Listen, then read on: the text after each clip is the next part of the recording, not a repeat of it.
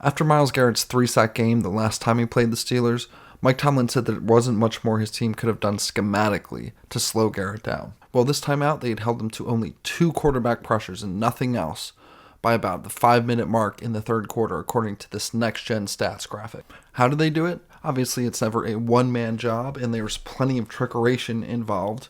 Like here on this read option, you see I pause this play right here.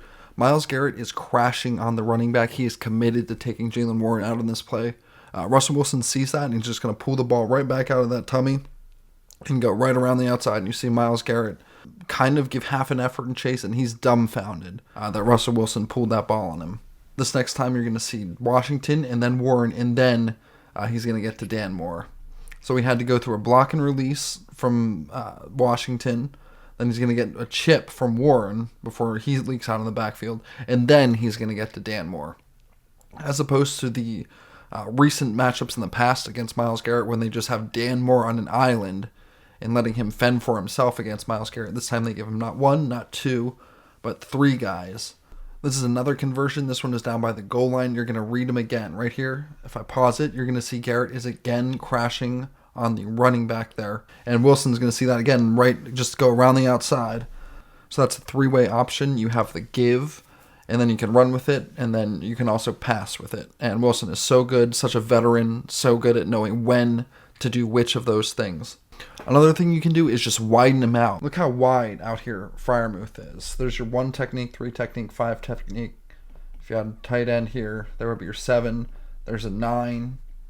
Myles Garrett is out here in a wide 11 technique, a wide 9 plus. So you widen him out, make him take a longer path to get to the quarterback. You're going to get a chip from Freiermuth, and then Moore receives him. That's all the time you need to get that ball out to Williams. The last thing you do to slow him down is just run the other way.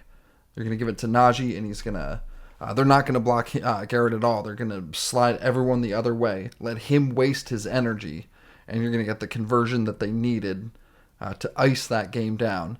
And just look at Dan Moore here. He's going to go to 93 quick, and then look at him swivel back to 95. Even though he goes to 93, 95 is always in his mind. He's going to look here, and then look at him switch back. As soon as he feels 95 about to cross over him, I'm worried about Myles Garrett at this point. That's a great job from the offensive line. Great job of communicating, of being aware. And the Steelers' offensive line is cooking right now. Every week they're putting out offensive blocking highlights, and I'm putting them on my TikTok. Follow me at dangerous.knights on TikTok to see those angry blocks.